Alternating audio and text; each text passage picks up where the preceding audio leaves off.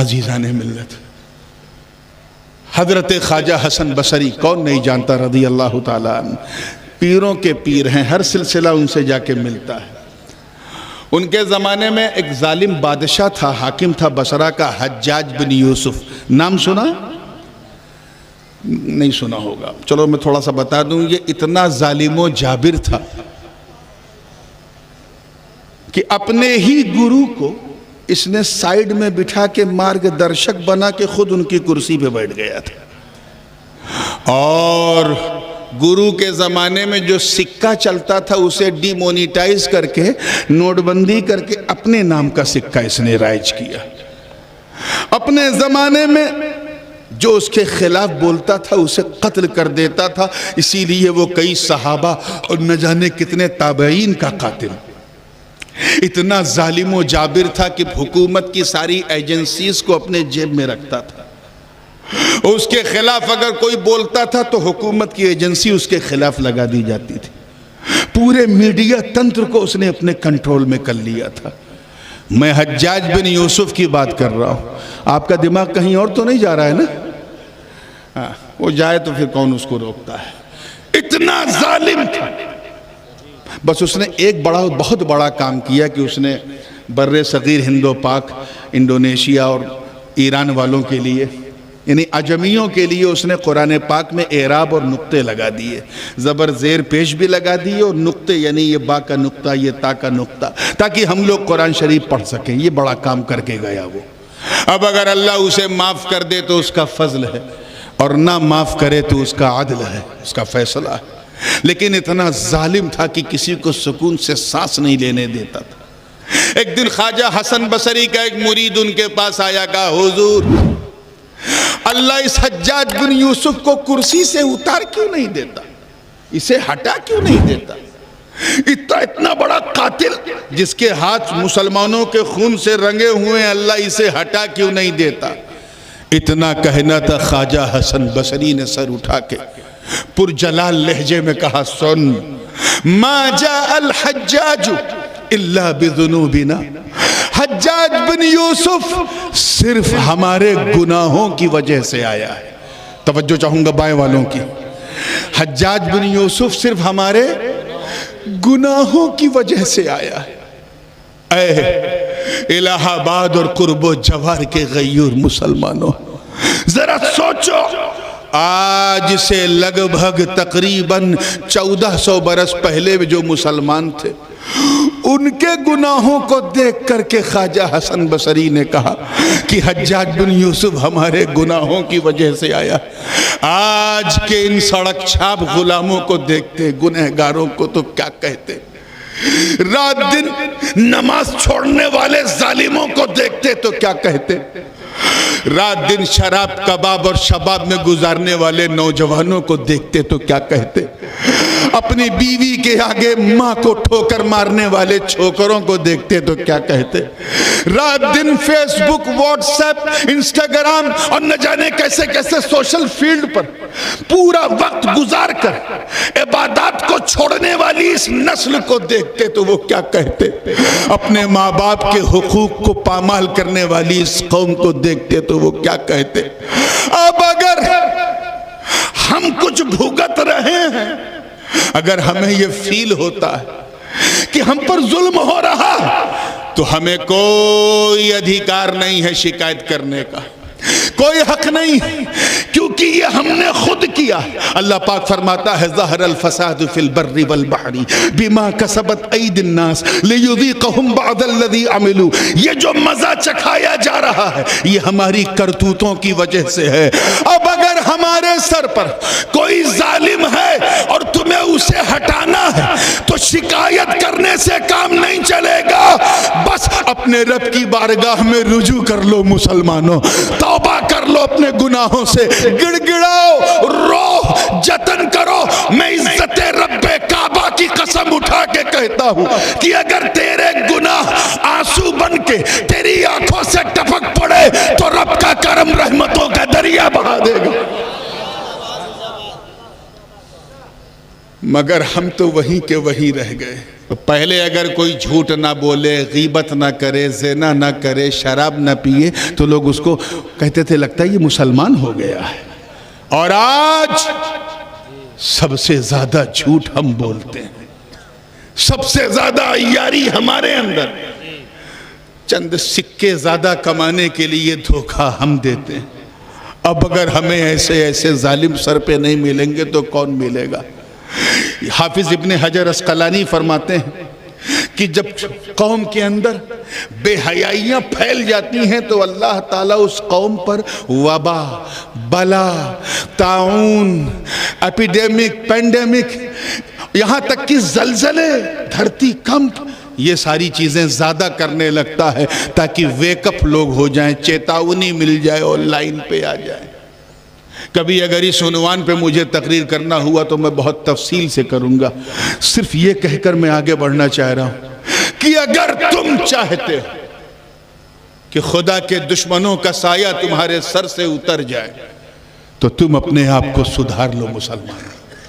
Try to become a solid Muslim.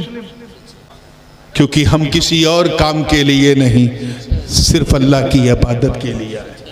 اب آئیے عبادت پر. تب چاہوں گا جب یہ بات بالکل طے ہو چکی ہے کہ ہم اللہ کی عبادت، کس کی بولیے، تو یہ جاننا بھی تو ضروری ہے نا کہ what does mean by عبادت. عبادت کہتے کسے ہیں؟ وہ جنیہو نہیں تو کریہو کیسے ہے نا، کہتے کسے ہیں؟ تو علامہ میر شریف نے بھی اور بہت سارے اصولیین نے جو تعریف کی، العبادہ ہی کل عمل یرضی اللہ سبحانہ وتعالی عنہ. عبادت ہر وہ کام ہے جس سے اللہ راضی ہو جائے. کیا ہو جائے؟ تو مطلب کیا ہے کہ ہم یہاں، ہمارا جو پدرپڑ ہوا ہے اس دھرتی پہ وہ اللہ کو راضی کرنے کے لیے ہوا ہے، کیونکہ ہم اسی کے ہیں. انا للہ ہے. اب میں بہت تیزی سے اپنی بات کو سمیٹ رہا ہوں، اس لیے اب جو بات کہنے جا رہا ہوں اسے ہلکے میں نہ لیجئے گا، نہیں تو سب اڑ جائے گا. توجہ کے ساتھ، ہم اللہ کے ہیں اور اسی کی طرف لوٹنے والے. پہلے ہم آتما جگت میں تھے، اس دنیا میں نہیں تھے. جب تک اللہ نے چاہا ہم روحوں کی دنیا میں تھے. حکم ہوا دنیا بدلو، ہم وہاں سے چل کے باپ کی پیٹھ میں آ گئے. جب تک اللہ نے چاہا ہم وہاں ہیں. حکم ہوا دنیا بدلو، ہم وہاں سے چل کے ماں کے پیٹ میں آ گئے. جب تک اللہ نے چاہا ہم ماں کے پیٹ میں ہیں. 6 مہینہ، 8 مہینہ، 9 مہینہ، زیادہ زیادہ 10 مہینہ.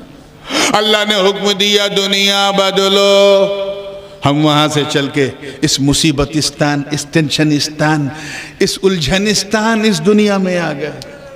اب جب تک اللہ پاک چاہے گا ہم یہاں رہیں گے. 10 سال، 20 سال، 50 سال، 70 سال، 80 سال، 90 سال، بس اب کوئی سنچری نہیں مار پاتا. پہلے لوگ بھوک سے مرتے تھے حضرت، اب کھا کھا کے مر رہے ہیں. یہ ہائی پرٹینشن ہے تو بلڈ شوگر ہے تو تھائیرائیڈ ہے، کھا کھا کے مر رہے ہیں. جب تک اللہ نے چاہا ہم یہاں. ایک دن حکم ہوگا دنیا بدلو تو ہم یہاں سے چل کے قبر میں چلے جائیں گے. کہاں جائیں گے بولیے؟ جب تک اللہ پاک چاہے گا ہم قبر میں ہوں گے. 100 سال، 500 سال، 1000 سال، جب تک وہ چاہے گا. حکم ہوگا دنیا بدلو تو ہم محشر میں چلے جائیں گے. اب وہاں ایک لمحہ، ایک ساعت، ایک گھڑی، ایک لحظہ، ایک آن، ایک مومنٹ، جب تک اللہ چاہے گا ہم وہاں. حکم ہوگا دنیا بدلو تو انشاءاللہ ہم جنت میں چلے جائیں گے. تو یہ بتاؤ بھئیہ ہم مریں گے کب؟ ہم مریں گے کب؟ When we will die, we are just transferring from the world to another. ایک دنیا سے دوسری دنیا میں ہم ٹرانسفر ہو رہے ہیں. کیا ہو رہے ہیں؟ زور سے بولو. اسی ٹرانسفر کو عربی زبان میں انتقال کہتے ہیں. انتقال رجل من مکان الى مکان آخر. یہاں سے وہاں اس کا ٹرانسفر ہو گیا. یعنی ہم مریں گے نہیں، ٹرانسفر ہوگا. کیا ہوگا؟ پیچھے والے بھی ایک بار بول دو تاکہ اگلا جملہ ذرا دل پہ ہاتھ رکھ کے سننے کے لیے تیار رہنا. ہم مریں گے نہیں، ٹرانسفر ہو رہا. تو مجھے بتاؤ اور موقع ملے تو ان جاہلوں کو سمجھاؤ جو میرے نبی کی زندگی پر شک کرتے ہیں، حیات النبی کو مانتے نہیں، ان سے کہو ظالموں، ارے موت، توجہ، موت جب ایک معمولی انسان کو نہ مٹا سکی تو حبیب رحمان کو کیا مٹائے گی؟ بات سمجھ میں؟ اسی لیے اللہ تعالیٰ نے کیا فرمایا؟ کیا فرمایا؟ کل نفس ذائقۃ الموت، ہر نفس کو موت کا مزہ ہے۔ سب کو پتہ ہے ترجمہ، ماشاءاللہ، اللہ سلامت رکھے۔ اچھا، چکھنا سمجھتے ہو نا کسے کہتے ہیں؟ جیسے اگر یہاں اس زبان میں چیکھنا بھی کہہ دیتے ہیں۔ دال میں نمک اگر چکھنا ہے تو what is the easiest way to get the taste؟ ایک بوند ہتھیلی پہ لیا کرچھل سے، یہ کیا ہے؟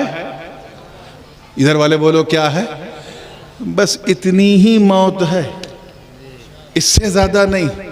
آئے گی، مزہ چکھائے گی، چلی جائے گی۔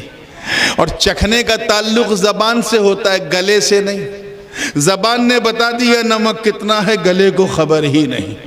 بس اتنی ہی موت ہے، آئے گی، مزہ چکھائے گی، چلی جائے گی۔ اب اگر کوئی ہماری بہن 12 روٹی اور 24 بوٹی لے کے بیٹھے اور اس سے کوئی کہے ماں کیا کھا رہی ہو، کیا کر رہی ہو، اور وہ کہے میں چکھ رہی ہوں، تو آدمی سوچے گا باپ رے باپ، جب چکھنے کا یہ حال ہے تو کھانے کا حال کیا ہوگا؟ تو پورا دیکھ کھائی نہیں ہے۔ اب اتنی رات ہو گئی ہے، تھوڑا ہنساؤں گا نہیں تو سناؤں گا کیا؟ تو جب مسکرا کے پھر فریش ہوئے ہیں، بلکہ ریفریش ہوئے ہیں، تو آئیے اسی چیز کو پھر ذہن میں رکھیے۔ اسی لیے اللہ پاک نے کہا ہر نفس کو موت کا مزہ چکھنا۔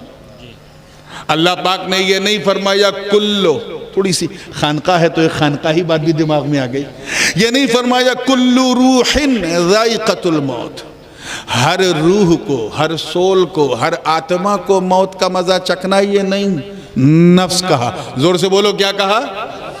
یعنی جس کے پاس نفس ہے اسے موت کا مزہ چکھنا۔ میرے پاس نفس ہے، مجھے چکھنا ہے، تیرے پاس نفس ہے، علماء کی توجہ، تجھے چکھنا ہے، سب کے پاس نفس ہے، سب کو چکھنا ہے، مگر تم ان صحابہ کے بارے میں کیا کہو گے؟